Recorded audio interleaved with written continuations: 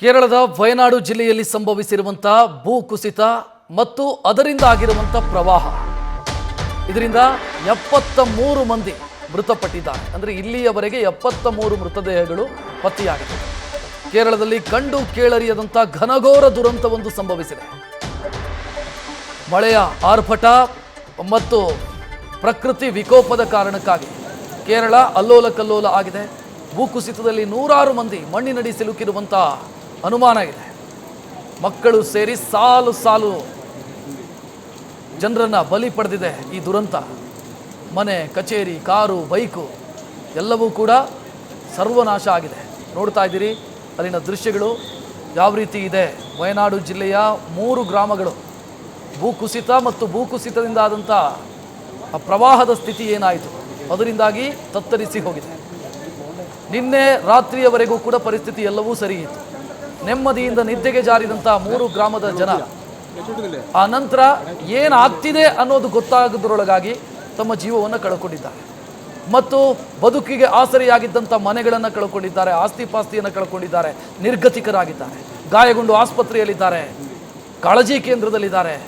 ಸದ್ಯ ಇನ್ನೊಂದಿಷ್ಟು ಜನ ಮಣ್ಣಿನ ಅವಶೇಷದ ಅಡಿಯಲ್ಲಿ ಹೂತು ಹೋಗಿರುವಂಥ ಸಾಧ್ಯತೆ ಇರೋದ್ರಿಂದ ಸದ್ಯ ರಕ್ಷಣಾ ಕಾರ್ಯಾಚರಣೆ ಮುಂದುವರೆದಿದೆ. NDRF, SDRF, ಇಂಡಿಯನ್ ಆರ್ಮಿ ಎಲ್ಲರೂ ಕೂಡ ಕಾರ್ಯಾಚರಣೆಗೆ ಕೈ ಜೋಡಿಸಿದ್ದಾರೆ. ಜೋರಾಗಿ ಸುರಿತಾ ಇರುವಂಥ ಮಳೆ ಮತ್ತಲ್ಲಿನ ಒಂದಿಷ್ಟು ಪ್ರಾಕೃತಿಕ ಸಮಸ್ಯೆಗಳು ಕೂಡ ಕಾರ್ಯಾಚರಣೆಗೆ ಅಡ್ಡಿಯಾಗ್ತಾ ಇದೆ.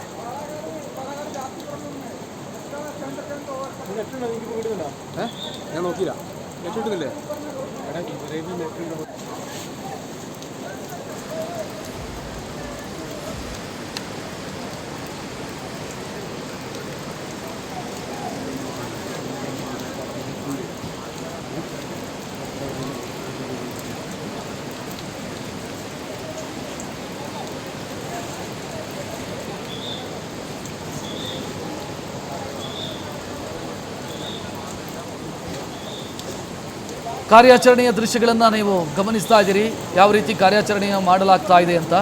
ಅಲ್ಲಿ ಏನಾಗಿದೆ ಅಂತಂದರೆ ಮುಂಡಕೈ ಎನ್ನುವಂಥ ಗ್ರಾಮ ಇದೆ.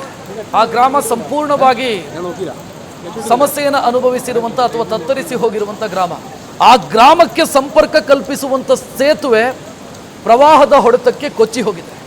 ಗ್ರಾಮವನ್ನು ಸಂಪರ್ಕಿಸೋದಕ್ಕೆ ಸಾಧ್ಯ ಆಗ್ತಾ ಇಲ್ಲ. ಒಂದು ರೀತಿ ದ್ವೀಪದಂಥ ಸ್ಥಿತಿ ಗ್ರಾಮ. ಆ ಗ್ರಾಮಕ್ಕೆ ಹೋಗೋದಕ್ಕೆ ಆಗದಂಥ ಸ್ಥಿತಿ ಇದೆ. ಮತ್ತು ಸದ್ಯ NDRF ಮತ್ತು SDRFನ ಸೀಮಿತ ಸಿಬ್ಬಂದಿಗಷ್ಟೇ ಅಲ್ಲಿಗೆ ತಲುಪೋದಕ್ಕೆ ಸಾಧ್ಯ ಆಗಿದೆ. ಸದ್ಯ ಕಾರ್ಯಾಚರಣೆ ನಡೀತಾ ಇದೆ. ಇಡೀ ಗ್ರಾಮವೇ ಅಲ್ಲಿ ನೆಲಸಮ ಆಗಿರೋದನ್ನು ನೀವು ಗಮನಿಸ್ತಾ ಇದ್ದೀರಿ. ಈ ಬಯಲಿನ ರೀತಿಯಲ್ಲಿ ಏನೀಗ ಕಾಣ್ತಾ ಇದೆ, ಇದು ಜನವಸತಿ ಇದ್ದಂಥ ಜಾಗ ಇದೆಲ್ಲ. ಅಂದರೆ ಮನೆಗಳಿತ್ತು, ಶಾಲೆ ಇತ್ತು, ಮಂದಿರ ಇತ್ತು, ಮಸೀದಿ ಇತ್ತು. ಇದೆಲ್ಲವೂ ಕೂಡ ಆ ಮಣ್ಣಿನ ಅಡಿಯಲ್ಲಿ ಸಂಪೂರ್ಣವಾಗಿ ಸರ್ವನಾಶ ಆಗಿರೋದನ್ನು ಗಮನಿಸ್ತಾ ಇದೆ. ನಿನ್ನೆ ರಾತ್ರಿ 1:30 ಹೊತ್ತಿಗೆ ಮೊದಲ ಭೂಕುಸಿತ ಸಂಭವಿಸಿತು. ಆ ನಂತರ ಸರಣಿ ಭೂಕುಸಿತಗಳು ಸಂಭವಿಸಿದೆ. ಅಂದರೆ ಈ ಗ್ರಾಮದ ಸುತ್ತ ಒಂದು ನದಿ ಹರಿಯುತ್ತೆ. ಆ ನದಿ ಬೆಟ್ಟದ ಮೇಲಿನಿಂದ ಹರಿದುಕೊಂಡು ಬರೋದು. ಬೆಟ್ಟದ ಮೇಲೆ ಭೂಕುಸಿತ ಆಗಿ ಬೆಟ್ಟದಿಂದ ನದಿ ದೊಡ್ಡ ಪ್ರಮಾಣದಲ್ಲಿ ಕಲ್ಲು, ಮಣ್ಣು ಜೊತೆಗೆ ಮರ ಇದನ್ನೆಲ್ಲವನ್ನ ಕೂಡ ಹೊತ್ತಂದಿದೆ. ಮತ್ತು ನೀರಿನ ಪ್ರಮಾಣ ಬಹಳ ದೊಡ್ಡ ಪ್ರಮಾಣದಲ್ಲಿ, ಅಂದರೆ ನದಿಯ ಒಂದು ವಿಸ್ತೀರ್ಣ ಇರುತ್ತೆ. ಆ ನದಿಯ ವಿಸ್ತೀರ್ಣಕ್ಕಿಂತಲೂ ಕೂಡ 4 ಪಟ್ಟು ಅಧಿಕ ವಿಸ್ತೀರ್ಣದಲ್ಲಿ ನದಿ ಹರಿದಿದೆ. ಸೊ ಏನಾಗಿದೆ ಅಂತಂದರೆ ನದಿಯ ಅಕ್ಕಪಕ್ಕದಲ್ಲಿ ಮನೆ ಕಟ್ಕೊಂಡಿರೋರು, ನದಿಯ ಅಕ್ಕಪಕ್ಕದಲ್ಲಿರುವಂಥ ಜನವಸತಿ ಪ್ರದೇಶ ಏನಿದೆ ಸಂಪೂರ್ಣವಾಗಿ ನದಿಯ ಪ್ರವಾಹದ ಹೊಡೆತಕ್ಕೆ ಕೊಚ್ಕೊಂಡು ಹೋಗಿದೆ. ಎಲ್ಲಿವರೆಗೆ ಅಂತಂದರೆ ಇಲ್ಲಿಂದ ನದಿ ಹರಿಯುವಂಥ ದಿಕ್ಕು ಮುಂದಕ್ಕೇನು ಕೆಳಭಾಗಕ್ಕೆ ನದಿ ಹರಿಯುತ್ತೆ, 4-5 ಕಿಲೋಮೀಟರ್ ದೂರ, 10 ಕಿಲೋಮೀಟರ್ ದೂರದಲ್ಲಿ ಮೃತದೇಹಗಳು ಸಿಕ್ಕಿದೆ. ಸೊ ಇಂಥ ಸ್ಥಿತಿ ನಿರ್ಮಾಣ ಆಗಿರೋದು. ಅಂದರೆ ಏಕಾಏಕಿ ಮೇಘಸ್ಫೋಟ ಆಗಿರೋದು. ಅಂದರೆ ಅಂದಾಜೇ ಇರಲಿಲ್ಲ ಈ ಪ್ರಮಾಣದಲ್ಲಿ ಮಳೆಯಾಗುತ್ತೆ ಅಂತ.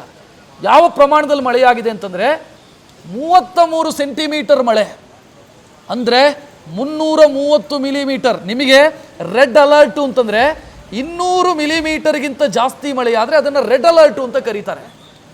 ಇಲ್ಲಿ 300 ಮಿಲಿಮೀಟರ್ಗಿಂತ ಜಾಸ್ತಿ, 330 ಮಿಲಿಮೀಟರ್ಗಿಂತ ಜಾಸ್ತಿ ಮಳೆಯಾಗಿದೆ 24 ಗಂಟೆಯ ಅವಧಿಯಲ್ಲಿ. ಸೊ ಇದರ ಪರಿಣಾಮ ಈ ರೀತಿ ಆಗಿರೋದು. ನೋಡ್ತಾ ಇದ್ದೀರಿ, ಮಣ್ಣಿನಡಿ ವ್ಯಕ್ತಿಯೊಬ್ಬ ಸಿಕ್ಕಾಕೊಂಡಿದ್ರು. ಆಗ ಕಾರ್ಯಾಚರಣೆ ಆರಂಭ ಆಗೋ ಸಂದರ್ಭದಲ್ಲಿ ಒದ್ದಾಡ್ತಾ ಇದ್ರು. ಅವರನ್ನು ರಕ್ಷಣೆ ಮಾಡಲಾಗಿದೆ. ಮತ್ತು ಅಲ್ಲೊಂದು ರೆಸಾರ್ಟ್ ಇದೆ ನೋಡ್ತಾ ಇದ್ದೀರಿ ನೀವು. ವಯನಾಡು ರೀಜನ್ ಏನಿದೆ ಅಥವಾ ವಯನಾಡು ಜಿಲ್ಲೆ ಏನಿದೆ ಪ್ರವಾಸಿಗರ ಹಾಟ್ಸ್ಪಾಟು. ಅಲ್ಲಿ ಒಂದು ರೆಸಾರ್ಟ್ ಇದೆ, ಅಲ್ಲಿ ಪ್ರವಾಸಿಗರಿದ್ದರು 100-150 ಮಂದಿ ಇದ್ದರು ಅನ್ನುವಂಥ ಮಾಹಿತಿ. ಸೊ ಆ ರೆಸಾರ್ಟ್ ಇದ್ದಿದ್ದು ನದಿಯ ಪಕ್ಕದಲ್ಲೇ. ಸದ್ಯ ನದಿ ಹರಿತಾ ಇದೆ, ಅಲ್ಲಿ ಇದ್ದಂಥವ್ರನ್ನ ರಕ್ಷಣೆ ಮಾಡೋದಕ್ಕೆ ಒದ್ದಾಡಬೇಕಾಯಿತು. NDRF ಮತ್ತು SDRFನ ಸಿಬ್ಬಂದಿ ಹಗ್ಗದ ಸಹಾಯದಿಂದ ಅಲ್ಲಿಗೆ ಹೋಗಿ ಅವರನ್ನು ರಕ್ಷಣೆ ಮಾಡುವಂಥ ಕೆಲಸಗಳಾಗಿದೆ.